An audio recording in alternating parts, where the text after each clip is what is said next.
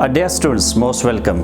Today we are going to throw the light on the second topic of the communalism, part second, and in this topic we will discuss about the types of communalism and the factors and the causes of communalism. The first topic is types of communalism and the second topic is the factors, means the cause of the communalism. What are the main cause of the communalism? And all these two main topics will be discussed in this video lecture part second.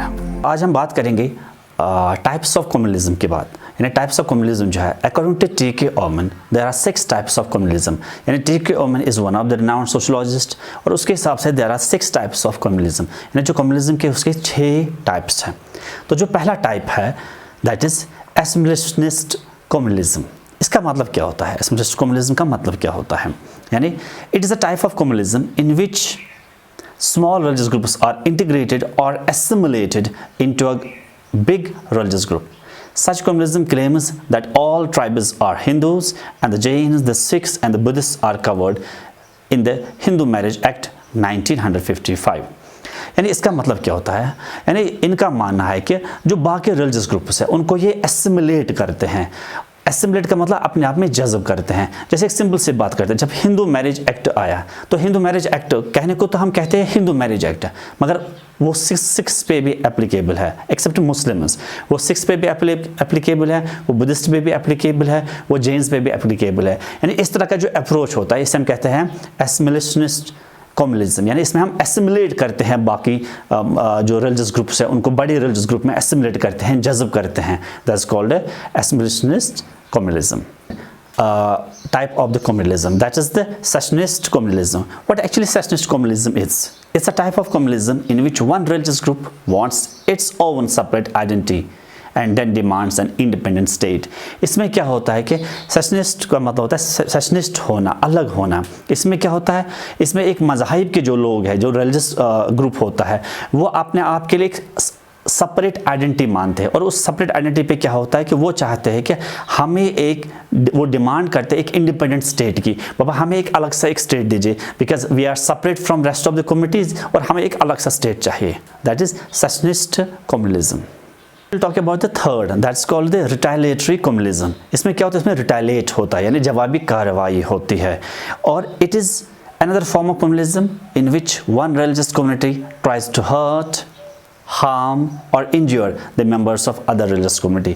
इसमें क्या होता है कि इसमें हम जवाबी कार्रवाई करते हैं और इसमें हम कोशिश करते हैं दूसरे को हर्ट करना, हार्म करना, इंजर करना। यानी अगर कई बहुत सारे जो इंसिडेंट्स हम देखते हैं अभी इंडिया में जो है, उसमें कहीं कहीं जगह जो है कभी इस चीज़ के नाम पे, कभी उस चीज़ के नाम पे मुसलमानों को मारा जाता है, या कहीं जगह जो है साधुओं को मारा जाता है, या कहीं जगह जो है सिख मेंबर्स को मारा जाता है। तो it is called the retaliatory communalism, जिसमें दूसरे को हम हार्म करते हैं, हर्ट करते हैं। And the fourth is the welfarist communalism. इसमें क्या करते हैं? ये वो रिलीजियस ग्रुप्स होते हैं जो वेलफेयर के बारे में बात करते हैं, सिर्फ अपने रिलीजियस ग्रुप्स के बारे में। जहाँ हमने बहुत सारी ऑर्गेनाइजेशंस देखी होती है जो सिर्फ काम करते हैं अपने रिलीजियस लोगों के बारे में। जैसे हमने देखा कुछ ऑर्गेनाइजेशन जो है, जो क्रिश्चियन मिशनरीज ऑर्गेनाइजेशन है, वो सिर्फ क्रिश्चियंस के बारे में के लिए काम करते हैं। कुछ मुस्लिम ऑर्गेनाइजेशन है, सिर्फ मुस्लिम ऑर्गेनाइजेशन के लिए काम करते हैं। कुछ हिंदूज ऑर्गेनाइजेशन है, वो सिर्फ हिंदूज़ के लिए ही काम करती है। So these are called the Welfarist communalism. It is the fourth type of the communalism according to T.K Ommen. Fifth point is the Separatist communalism. What is Separatist communalism? It is one of the type of communalism in which one culture or religious group wants to maintain its cultural specificity and demand for a separate state within the country. For example, when I talk about the Mizos and the Nagas, because the states for the Mizoram and the Nagaland were created, and same was the case with the Jharkhand. Jharkhand was made out of the Bihar, and same demand of the Bodoland in Assam is still going on. यानी जो बोडोलैंड के लोग रहते हैं वो कहते हैं कि हमें आसाम से अलग कर दीजिए। और इसी तरह जो है जब हम जम्मू कश्मीर की बात करते हैं उसमें लद्दाख जो है वो कहते हैं हमें अलग से एक यूनियन टेरिटरी मिलनी चाहिए। यानी लद्दाख को लगता था कि हमारा जो मैक्सिमम शेयर है वो खाते हैं श्रीनगर वाले, कश्मीर वाले, इसलिए हमें एक अलग सेपरेट मिलना चाहिए। बिकॉज लद्दाख बिलीव करते हैं कि हमारे जो आइडेंटिटी है, वी आर रिलीजियसली डिफरेंट और हमारा जो कल्चर है we are different. That's why they created a separate demand for their union territory. And this comes in the step of the separatist communalism. And the last but not least is the retreatist communalism. Retreatist communalism means is a type of the communalism in which one small religious group keeps itself away from the politics. For example, Baha'i tribal community which declared illegal for its member to take part in the politics. इसमें क्या होता है, कुछ छोटे छोटे religious groups या even कुछ कोई बड़ा भी रिलीजियस ग्रुप हो सकता है जो अपने आप को कंप्लीटली अपार्ट करता है, अलग करता है, कट ऑफ करता है मेन स्ट्रीम पॉलिटिक्स से. Factors or the causes of communalism means what are the factors, how communalism is created and what are the cause of the communalism. In India, communalism is not a new concept. Pre-British it did exist at that time, but the first point is that divide and rule policy of the Britishers ने divide and rule policy का इस्तेमाल करके हिंदू मुस्लिम जो है divide and policy किया to rule the India, और उसने Hindus और मुसलमानों को खास और जो है बहुत ज़्यादा जो है लड़वाया और वो कामयाब हो गए इसमें से. और अगर देखा जाए कि इसके जो रूट्स है, इसके जो मेन फैक्टर है, that is the divide and rule policy of the Britishers. और अगर देखा जाएगा फिर उसके बाद जब हमने देखा कि पार्टीशन ऑफ इंडिया हो गया, पाकिस्तान अलग हो गया और हिंदुस्तान अलग हो गया, वो भी मज़हब की बुनियाद पे, रिलीजन के बुनियाद पे. And there actually the Britishers were very clever to go with the policy of the divide and rule. And the second point is the political organizations. When I talk about the political organizations, there are a lot of political organizations. Even during the time of British rule, a lot of political organizations were created, and they started fanning the fire. और उनने क्या किया, उनने आग में घी का काम किया, आग में घी लगाने का काम किया. और बहुत सारी जो ऐसी पॉलिटिकल ऑर्गेनाइजेशंस है या कुछ पॉलिटिकल पार्टीज़ है, और उनने क्या किया, उन्होंने मज़हब का इस्तेमाल करके और बहुत सारे जो है फैक्टर्स क्रिएट किए. यानी it is also one of the main factor. बहुत सारे लोग जो है उनकी जो आइडियोलॉजी है उसको शेप आउट किया, उनको मोल्ड किया, और बहुत सारे ऑर्गेनाइजेशंस को जो है ये इल्ज़ाम लग जाता है. And the third point is the majority minority appeasement policy. Appeasement का मतलब होता है हम खुश करने की कोशिश करते हैं. कभी कभी जब एक पार्टी पावर में आ जाए तो वो मेजॉरिटी ग्रुप्स को खुश करने की कोशिश करते हैं. यानी जब हम किसी पार्टी को देखते हैं तो वो मोस्टली कोशिश करते हैं कि हिंदूज़ को जो है वो खुश किया जाएगा, तो that's called the majority appeasement policy. या जब कुछ पार्टीज़ आ जाती है तो वो माइनॉरिटीज़ को खुश करने के लिए कुछ पॉलिसीज़ लाती है. तो जब ये मेजॉरिटी माइनॉरिटी अपीजमेंट पॉलिसीज़ आ जाती है तो इससे क्या होता है कि कभी रिजर्वेशंस रिलीजन के नाम पर क्रिएट जाती है, कभी कुछ पॉलिसीज को लगाया जाता है, कभी कुछ कॉन्स्टिट्यूशन अमेंडमेंट्स को किया जाता है, सिर्फ अपीज करने के लिए, सिर्फ खुश करने के लिए, या तो मेजॉरिटी ग्रुप को या तो माइनॉरिटी रिलीजियस ग्रुप को ऐसा करने के लिए. और ये एक ऐसा कारण बनता है, एक ऐसा फैक्टर बनता है, एक ऐसा कॉज बनता है कम्युनलिज्म को, और इससे बढ़ावा मिलता है कम्युनलिज्म को. And the fourth point is the cultural and religious differences. Cultural and religious difference, as most of us know that the cultural and religious values norms are different in Muslim community and in Hindu community, in Sikh community and in Parsi community, or even in the Christian community. खासकर जब हम Indian context में बात करते हैं तो यहाँ जब हम हिंदू और मुस्लिम्स की बात करते हैं, उनके दरमियान जो कल्चरल वैल्यूज़ है, जो आइडियाज़ है, जो कस्टम्स है, जो ट्रेडिशंस है, जो वे ऑफ वर्शिपिंग की जब हम बात करते हैं वो कम्प्लीटली डिफरेंट है. जब हम मुस्लिम्स को देखते हैं, they are the monotheist, they believe in single god. But when we talk about the Hindus, they are the polytheist, they believe in the lot of gods.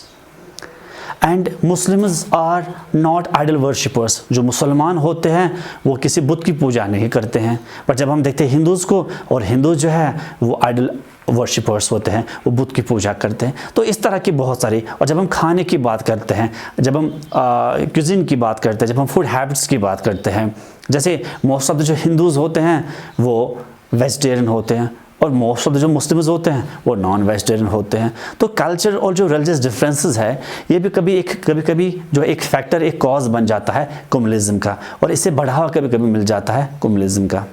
And the fifth point is the separation and isolationism. Separation and isolation means that कभी कभार क्या होता है कि कुछ religious communities, कुछ religious groups जो है वो अपने आप को पाते हैं very much isolated, cut off from the rest of the society. खासकर जब हम बात करते हैं मुस्लिम्स की, जो मुस्लिम्स हैं वो अपने आप को फील करते हैं बड़ा सेपरेट और आइसोलेट फील करते हैं. क्यों आइसोलेट करते हैं? बिकॉज जब हम उनको देखते हैं एजुकेशनली, जब हम उनका देखते हैं इकोनॉमिकली, वो बड़े ही बैकवर्ड है पूरे हिंदुस्तान में। और जब हम जॉब पॉलिसीज़ की देखते हैं, यानी जब हम देखते हैं उनका शेयर, यानी एज पर जो पॉपुलेशन है, पॉपुलेशन के हिसाब से क्या उनको जॉब्स मिलते हैं, तो जब हम नज़र मारते हैं तो उनको वैसे जॉब्स नहीं मिले हैं। वो educationally, economically, even job sector में, बाकी जगह जब हम देखते हैं तो वो हर जगह जो है अपने आप को पूरा सेपरेट पाते हैं, पूरा आइसोलेट पाते हैं। और कभी कभार क्या होता है कि it also becomes the cause of और the factor of the communalism. And then we will talk about the sixth point, that is the negative impact of mass media। हाँ, negative impact of mass media, खास तो जब हम आज देखते हैं, जो बिकॉज जब से मास मीडिया आया, प्रिंट मीडिया आया, इलेक्ट्रॉनिक मीडिया आया, सोशल नेटवर्किंग साइट्स आई है, तो तब से क्या हुआ कि बहुत ज़्यादा नेगेटिव इम्पैक्ट पड़ा, इसका बहुत ज़्यादा नेगेटिव इम्पैक्ट पड़ा लोगों पे।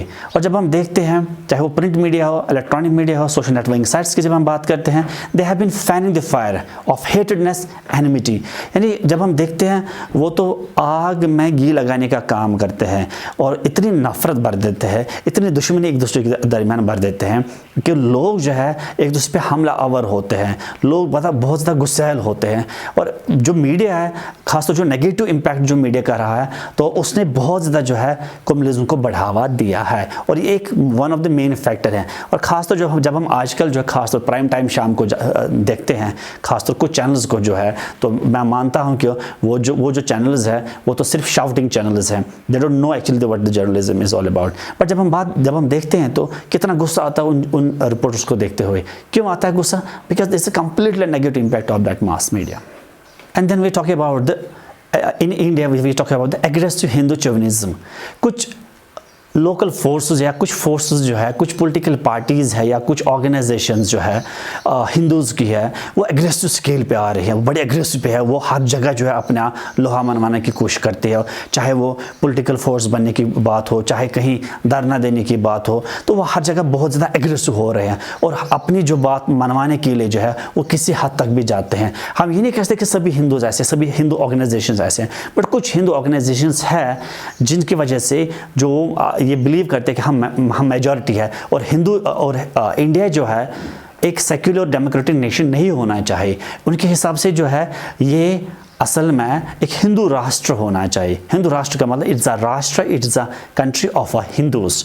It means that it will not be then a secular country, and that's why some forces of that they are very aggressive in their process. The last point is that large scale religious conversions। हाँ, large scale religious conversion की जब हम बात करते हैं, बहुत सारी activities ऐसी होती है इंडिया में, जब हम देखते हैं कि ख़ासतौर ये इल्ज़ाम लगता है मुस्लिम्स पे और ये इल्ज़ाम लगता है क्रिश्चियंस पे कि वो कभी पैसा दे के, कभी ये हरबा करके इस्तेमाल, कभी उस चीज़ का इस्तेमाल करके जो है रिलीजियस कन्वर्शंस करवाते हैं। बहुत सारों को बहुत हिंदूज़ को मुसलमान बनाते हैं और बहुत हिंदूज़ को जो है वो क्रिश्चियंस बनाते हैं। और इससे क्या होता है कि जो मेजॉरिटी जो रिलीजियस ग्रुप यहाँ पर जो है, जो हिंदूज़ जो है, तो उनको बहुत ज़्यादा गुस्सा आता है। This is the one of the factor और the cause of the communalism. Hope you would have understood the lecture properly, and inshallah we will meet in the third lecture.